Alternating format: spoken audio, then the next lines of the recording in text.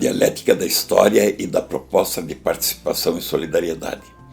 Nos meios intelectuais, há certos conceitos que se fixam em interpretações fechadas, ideológicas e às vezes sectárias, que fazem distinguir ou mesmo perder o significado essencial desses conceitos, diminuindo desta forma sua importância ou seu significado e enquadrando seu entendimento nas próprias ideologias ou nos limites dos próprios preconceitos. A questão da interpretação dialética da história é um desses conceitos. Eu utilizo bastante esse termo, especialmente em meu último livro, que deve estar disponível a partir desta semana em edição gráfica, em português, mas também em inglês, nas plataformas online. Faço esses comentários agora, dirigidos especialmente aos que vierem a ler e refletir comigo nesse livro. Farei ainda outros comentários nas próximas edições desse programa. Refiro-me ao livro Por uma Civilização Participativa e Solidária, A Proposta. Esse livro constitui, na verdade, uma síntese de minhas experiências, análises e convicções que foram se aperfeiçoando durante os últimos 40 anos, tempo em que, de modo especial, me dediquei a escrever, desde o livro escrito há 40 anos atrás, A Idade do Homem, vejam, Fundamentos para uma Nova Ordem Social, publicado em 1982. Mas posso dizer que na maioria dos 15 ou 16 livros que publiquei nesse meio tempo, esta questão de uma nova ordem social, de alguma maneira foi abordada em todos eles, e sua proposta se aperfeiçoando e se consolidando, especialmente nos livros Proposta Constitucional por uma Nova Sociedade, de 1987, um outro, Humanização da Sociedade, a Revolução do Terceiro Milênio, do ano 2000, e ainda Participação e Solidariedade, a Revolução do Terceiro Milênio segundo, publicado em 2004, e também em A Nova Universidade no Mundo em Transformação, este de 2017. Nesses livros, à medida em que aprofundava as análises da história, se tornou claro para mim como as transformações na ordem social, ou em seu sentido mais amplo nas civilizações, sempre aconteceram pela influência de determinados fatores que, atuando sobre a organização social dominante e sobre seu funcionamento, deram origem a novas formas de organização e funcionamento da mesma sociedade, ou seja, a novas formas de civilização. Foi assim quando o domínio do fogo no tratamento dos metais permitiu a utilização do ferro para fabricar utensílios novos, entre eles as armas, que permitiram às tribos que dominavam essa tecnologia dominar outras tribos, formar aldeias, vilas, cidades, impérios, sempre novas formas de organização e funcionamento da sociedade, ou de novas civilizações. Os grandes impérios foram se substituindo uns aos outros, em geral os mais fortes dominando os mais fracos, impondo sobre eles seu modo de vida, ou de modo mais amplo sua civilização. Pode ser citado o término dessas civilizações mais antigas com a destruição do Império Romano, quando sobre o Império desabaram os povos periféricos que os romanos consideravam bárbaros, enquanto, ao mesmo tempo, os princípios do cristianismo introduziam novas formas de organização e de relacionamento entre as pessoas e as sociedades, dando origem ao feudalismo,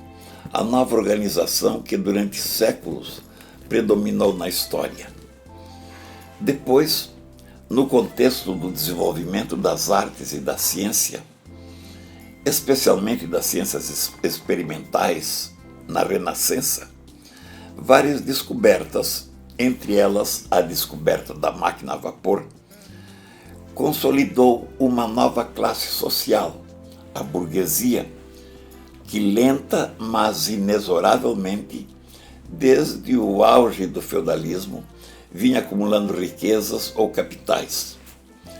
Esta acumulação do capital nas mãos da burguesia deu origem a uma nova organização social, ou seja, deu origem, já nos anos posteriores a 1500, a uma nova civilização, fundamentada agora no capital. Como consequência desses fatores ao redor das fábricas financiadas pelo capital, se formaram as cidades, não mais como antes ao redor dos castelos, como acontecia. O mundo se expandiu com a travessia dos mares e com o descobrimento de novos continentes, de novas riquezas, de novas rotas de intercâmbio foram estabelecidas num novo planeta redescoberto. O capital se acumulou nas mãos de pessoas, de novas famílias surgidas da burguesia, não mais da nobreza como antes. Criaram-se corporações, empresas de caráter global, que estabeleceram a era do capitalismo, liberal ou sem controles nem limites, porque as famílias ou as corporações eram livres de agir, uma vez que o domínio do capital deu a elas também o domínio do poder. Foi essa acumulação ilimitada da riqueza ou do capital, e como consequência do poder, aliada a abusos de toda ordem por causa dessa concentração, que determinou uma nova vertente de acumulação do capital, proposta agora em suas origens por Karl Marx, seu maior ideólogo, segundo quem o capital passaria a ser possuído coletivamente pela população. Esta coletivização do capital aconteceria, pensava Marx, através do que ele chamou de ditadura do proletariado, o qual, apossando-se do poder, inicialmente concentraria tudo nas mãos do Estado. E o Estado seria, apenas enquanto necessário, o instrumento dessa coletivização. No entanto, a ditadura do proletariado, ou o Estado, ao invés de instrumento de colonização, passou a se apropriar de tudo, concentrando tudo em suas mãos. O Estado ditatorial, além do capital e do poder, passou a apoderar-se dessa forma do conhecimento, da cultura, da ideologia, de tudo, estabelecendo na prática uma nova forma e mais concentradora forma do capitalismo, porque originada também da posse do capital, onde o Estado tomou o lugar das pessoas ou das corporações. O capitalismo estatal, ou comunismo, em conflito com o capitalismo liberal, das corporações. É este conjunto de transformações no decorrer da história e a forma como aconteceram que se deve o conceito de interpretação dialética da história, significando que uma determinada situação, que essa interpretação chama de tese ou afirmação, em face de determinados fatores supervenientes, acaba por gerar uma situação contrária, chamada antítese, que a ela se opõe. Em nenhum momento da história, como este que estamos vivendo,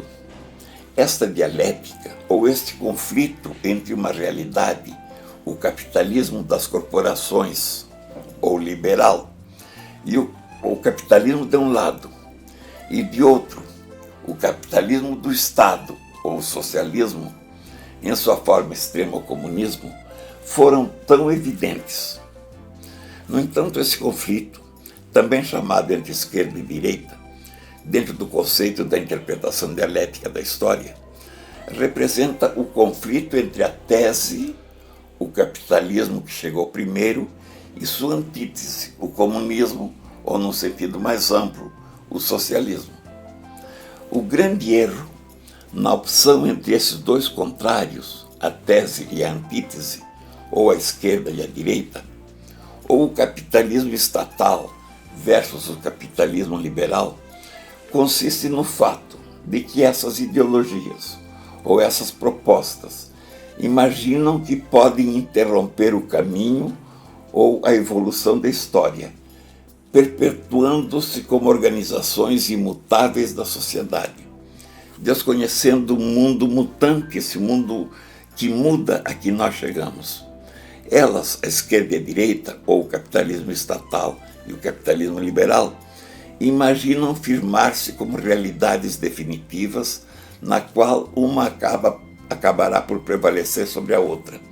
e ignoram que, como nos mostra a dialética da história,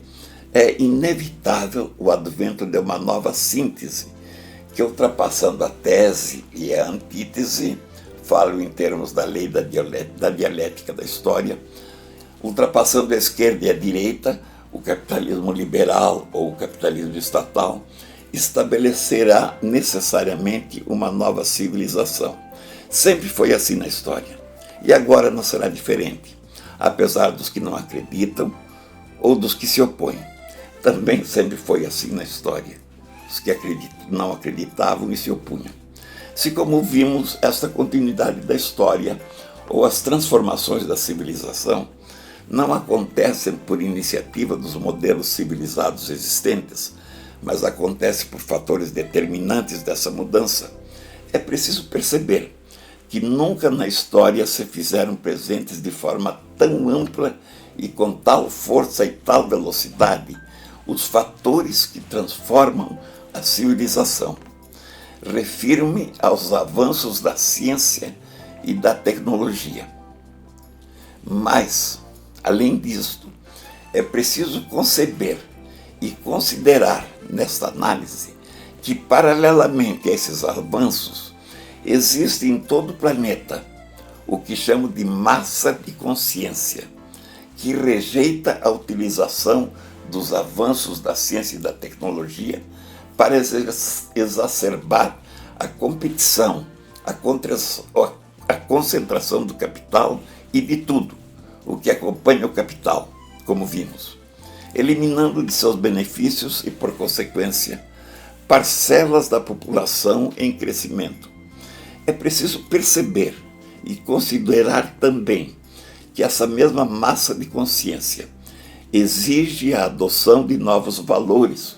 como o respeito aos direitos humanos, a convivência plural e pacífica entre os grupos humanos, entre raças, ideologias, culturas, crenças, estados e nações. Exige o respeito e a preservação dos recursos naturais e do meio ambiente, cuja ganância dos atuais modelos de capitalismo ameaça tornar insustentáveis. Essa massa de consciência aguarda ou exige que suas aspirações sejam transformadas em fundamentos e instrumentos para uma nova síntese que supere o dualismo da tese e da antítese, ou da esquerda e da direita, viabilizando um passo à frente, nada como um centro que não significa coisa nenhuma, um passo à frente, como ocorre no processo de evolução da civilização ou de continuidade da história e de sua dialética. O livro a que me refiro, Participação e Solidariedade à Proposta, que acabei de editar em português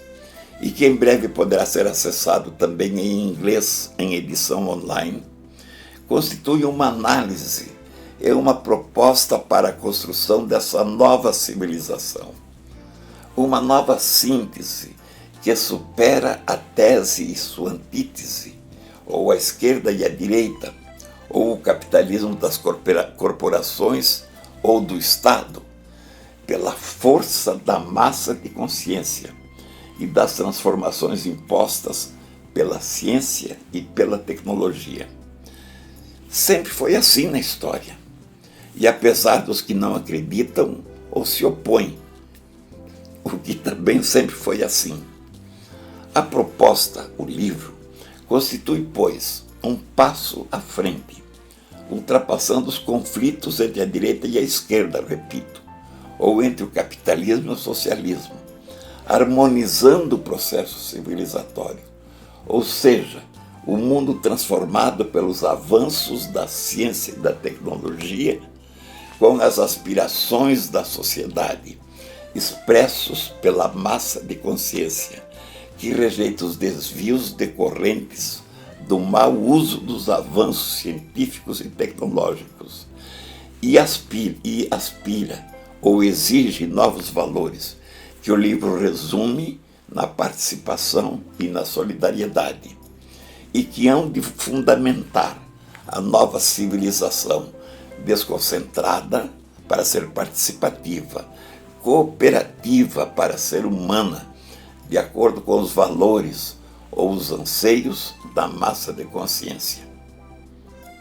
Acesse, meu querido amigo, minha querida, comente e compartilhe. Fazendo isto, você poderá ser construtor dessa nova civilização. Meu grande abraço.